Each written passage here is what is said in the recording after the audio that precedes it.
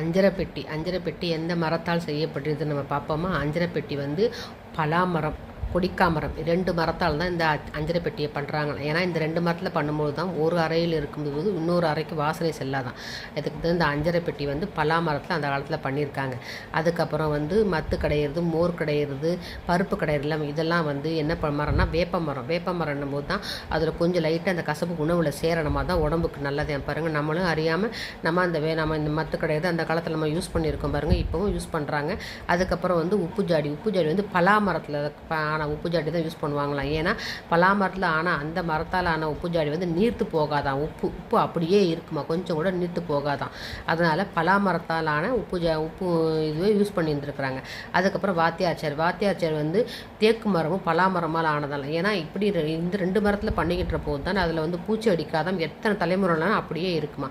எவ்வளோ அருமையான தகவல் பார்த்தீங்களா.